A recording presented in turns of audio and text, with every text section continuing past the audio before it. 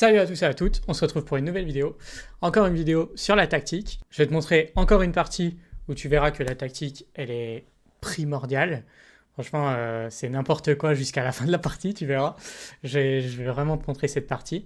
Avant de commencer cette partie, donc abonne-toi, super important pour la chaîne. Mets un pouce si t'aimes bien le contenu et n'hésite pas à commenter. Dis-moi ce que tu penses de cette partie et si t'as bien aimé. Donc on est au-dessus des 1500 là et tu vas voir que ça, c'est vraiment chaud. Alors, donc la partie elle commence, donc je joue les noirs. Donc il fait E4, je fais D6, je fais ma défense pirque, il fait un fianchetto a priori, donc ça c'est vraiment ok, surprenant mais ok. Je sais même pas le nom de cette ouverture pour être honnête, mais pourquoi pas.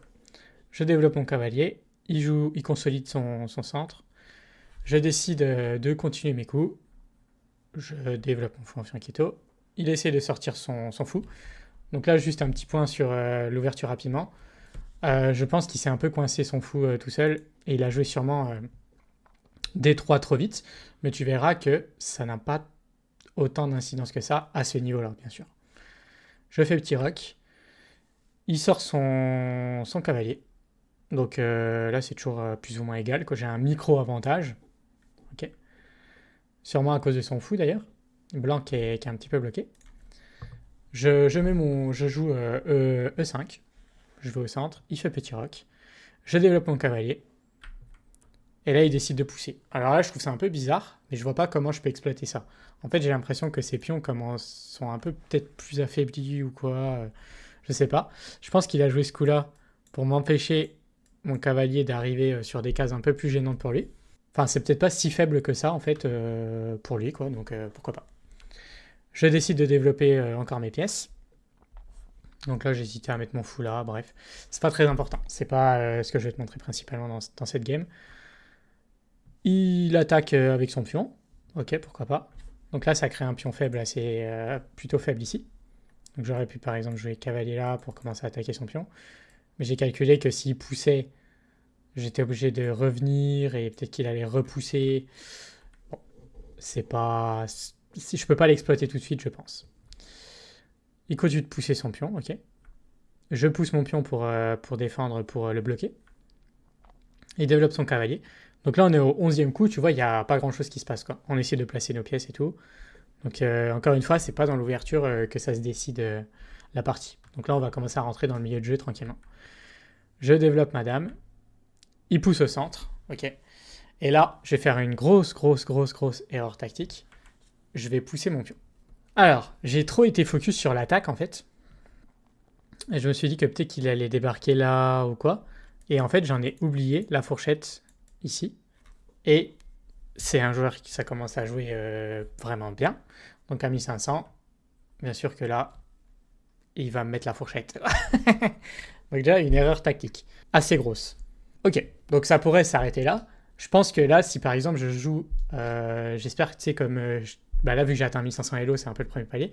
Quand je serai 1800, 2000 Elo, c'est des suppositions, bien sûr, parce que j'y ai jamais été. Mais je pense que la partie est terminée, honnêtement.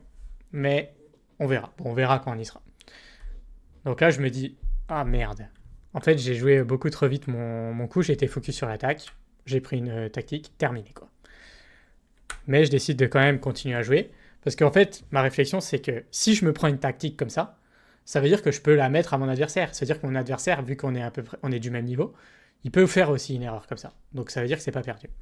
Et c'est encore plus vrai quand j'étais en plus bas niveau, genre 1000 Elo, 800 Elo, 900 Elo, 1200 Elo et tout ça. Bah c'était encore plus vrai quoi. En fait, plus j'étais bas Elo, et plus c'est vrai. Et plus on est haut Elo, à mon avis, et moins c'est vrai quoi. Donc là, je me dis, ok, bah on va continuer à se battre. Après, c'est 2 pions contre une pièce mineure, donc ok quoi. J'ai le centre en plus. Bon, c'est vraiment pas ouf. Hein. Je vais pas te mytho, je vais pas t'inventer une vie, mais pourquoi pas. Donc là, il décide de pousser pour repousser mon fou. Donc je remets mon fou ici. Il vient avec son cavalier là. En vrai, c'est vraiment bien joué, je pense. Hein. Je décide de pas échanger les pièces parce qu'en fait, quand on a moins de pièces, moi j'ai pas, enfin, on veut pas échanger de pièces en fait, hein. Parce que sinon, on aura moins de possibilités de contre-jeu et de te faire des tactiques. moins on a une pièce, moins on a une possibilité de faire des tactiques, donc moins on a de chances de revenir. Donc là, il vient avec son cavalier là. En vrai, c'est pas mal. Et là, je fais encore une grosse erreur. C'est que je me dis, je vais contre-attaquer son cavalier. Et en fait, je m'embrouille un peu dans mes calculs parce que je me dis, ouais, mais si je prends là, ça supprime le défenseur. Mais en fait, non, parce que les cavaliers s'auto-protègent entre eux. Donc que je prenne là, il va reprendre là. Et si je prends là, il va reprendre là. Donc en fait, ça ne change absolument rien. Et il n'y a pas de clouage, il n'y a pas genre de tour ou de dame là. Donc ça sert à rien, quoi. Donc c'était encore une erreur. Et ouais, c'était une énorme erreur, quoi. Et là, il décide de prendre. Alors là, il n'a pas vu, mais en fait, il y a... Pourquoi jouer mon fou là, c'était une énorme erreur. Parce qu'en fait, tout simplement, le fou là, il défendait cette case. Et en fait, là... Et d'ailleurs, je l'ai vu au moment où j'ai joué mon fou. En fait, j'ai joué mon fou, j'ai fait... Oh. Et là, j'ai prié. Parce qu'en plus, il a mis énormément de temps à jouer son coup. Genre là, il a mis plus d'une minute à jouer son coup. Je me suis dit, c'est pas possible, tu vois. Et en fait, il a pas vu, mais en partant, là, cette case-là est libre. Et en fait, ça fait, au milieu de toutes mes pièces, ça fait une fourchette royale. Je suis terminé. Voilà, c'est sûr que s'il l'avait vu, j'étais terminé. Déterminé de chez terminé. Et il réfléchit, puis je me souviens dans la partie, je fais, mais attends, il a pas dû le voir, quoi, du coup. Et effectivement, il ne l'a pas vu. Donc là, il prend avec son fou. Et en fait, là, ça relance totalement la partie parce que c'est un sacrifice qui est foireux, en fait. Parce que si je reprends son cavalier, alors, si je reprends là, là, c'est ce qu'il avait calculé, je pense, c'est qu'il reprend là. Donc là, si je reprends là, donc là, c'est ce qu'il avait calculé. Donc là, on peut imaginer que, effectivement, il y a des coups, il y a toujours ce coup-là qui est disponible. C'est une catastrophe. Mais en fait, de prendre comme ça va m'aider, en fait, à me protéger de la fourchette là, par la prise alors soit du cavalier là, soit directement du cavalier là, parce que du coup mon fou va défendre en arrière, et du coup il ne pourra pas venir là parce que sinon je le prendrai avec mon fou. En gros, s'il vient là, bah là c'est protégé, donc là c'est pas possible. Et en plus de ça, là il se retrouve dans une situation où son fou est en prise. Ça veut dire que c'est genre moi j'appelle ça une espèce de menace latente.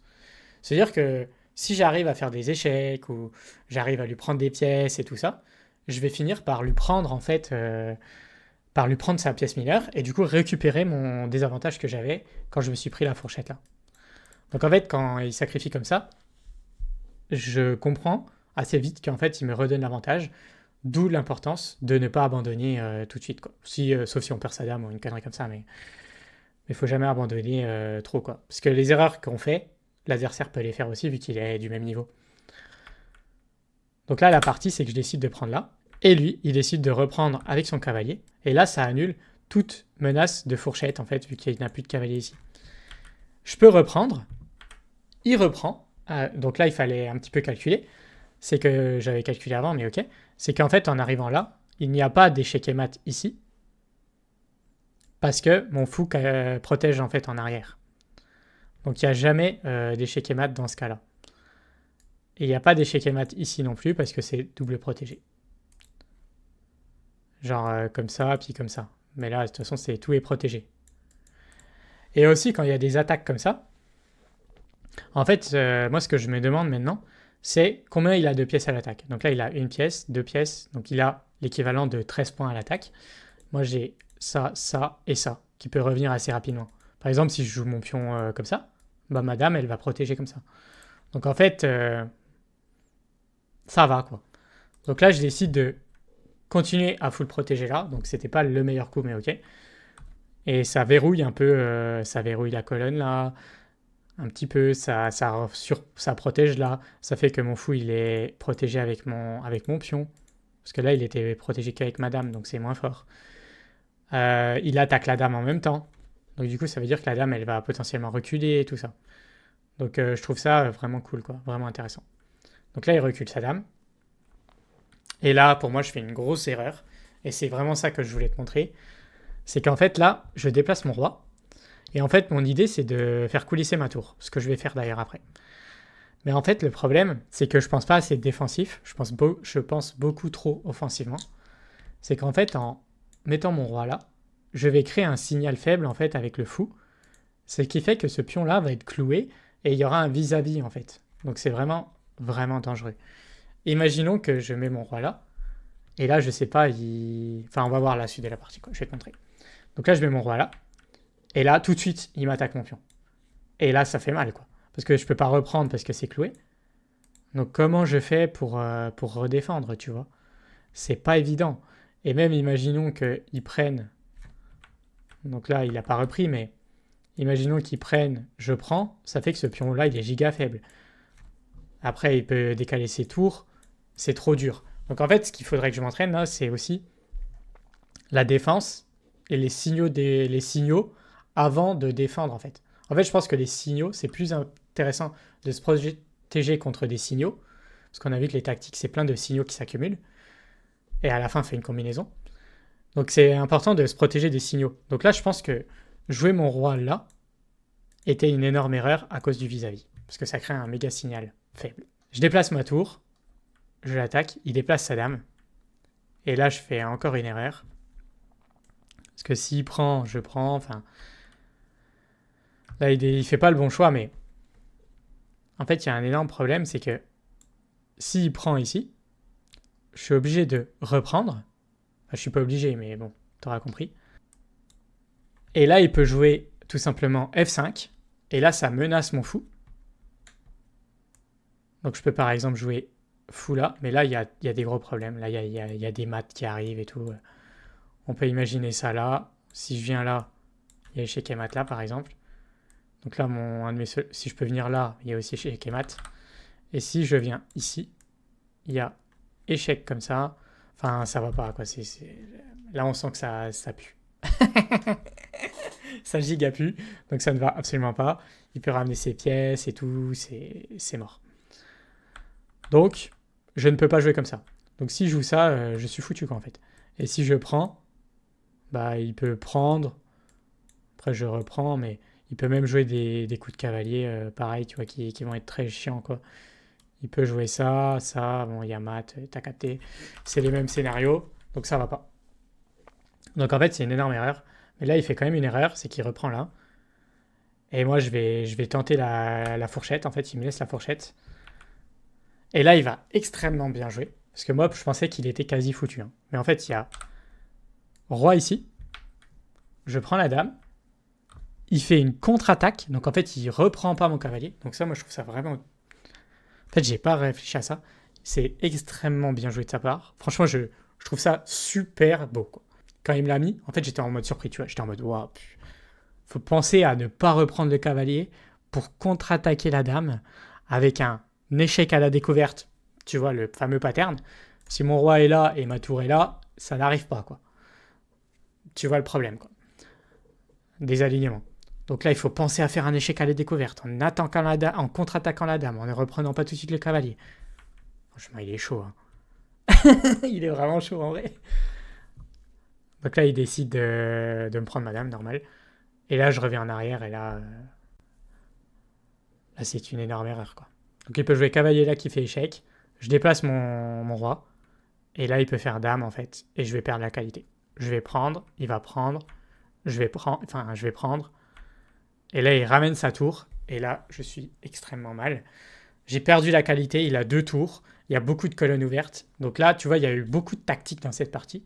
Mais ça arrive tout le temps, quoi. Je décide de me battre. Mais en vrai, il est vraiment fort. Enfin, je trouve qu'il joue vraiment bien. Donc je décide de venir là. Je me dis peut-être ça menacera des fourchettes plus tard ou quoi. Mais ça n'arrivera pas. Et là, il me met échec. Je me déplace. Il bouffe mes pions. Il vient là. Et là, je suis foutu, quoi. Ces tours sont trop fortes. Et en plus, je l'ai laissé rentrer. Il met un échec comme ça. Alors, à noter que... Donc, il met un échec comme ça, je viens là. Il prend, je prends. À noter que là, bon, je me suis dit je suis échec et mat, mais il l'a pas vu. C'est que là, il y a la tour qui vient là. Je viens là. Et il y a échec et mat comme ça. Mais il l'a pas vu. Il décide d'échanger, ok, c'est aussi fort. il échange, il prend, et là je suis foutu. Il vient là, il prend, je décide d'abandonner. Donc il a vraiment pas mal joué. Il a fait des petites erreurs dans son sacrifice. Moi j'ai fait des petites erreurs aussi, enfin voire des grosses erreurs, mais ça reste toujours de la tactique quoi. Genre 1500 Elo, 1450, entre 1450 et 1550 on va dire, c'est toujours les mêmes erreurs tactiques. C'est un truc de fou. Et c'est surtout la défense. Donc c'est vraiment une partie que je vais te montrer pour ça. C'est qu'en fait, il faut que je m'entraîne aussi à repérer les signaux tactiques. Ouais, je sais pas que ça s'appelle comme ça. Mais les signaux tactiques. Et les prévenir. Et en fait, en réduisant les signaux tactiques, je réduis les chances de me prendre une tactique. Parce qu'en fait, tout pensé par le calcul, en défense, franchement, moi, j'y arrive pas, perso. J'y arrive pas. Enfin, s'il y a trop de signaux tactiques contre moi, j'y arrive pas. Donc autant que je pense à plutôt prévenir que de toujours calculer à mort les défenses, même si des fois il y aura besoin de calculer les défenses. Ouais, rapidement ici, bah là je dois forcément calculer les défenses sur son sacrifice. Là je dois calculer les défenses comme ça, comme ça, comme ça, pour éviter les fourchettes. Et là je dois calculer les défenses. Mais en fait je pense qu'il ne faut pas calculer toutes les défenses, sinon c'est infaisable humainement en fait. Hein. Je suis pas Stockfish, donc, c'est pas faisable. Donc je vais m'entraîner sur ça. J'espère que cette partie elle t'a plu. N'hésite pas à mettre un pouce bleu. Mets-moi un commentaire, dis-moi si toi aussi tu as plus de mal en défense tactique qu'en attaque tactique. N'hésite surtout pas à t'abonner, ça aide à mort la chaîne. Je te dis à la prochaine, salut!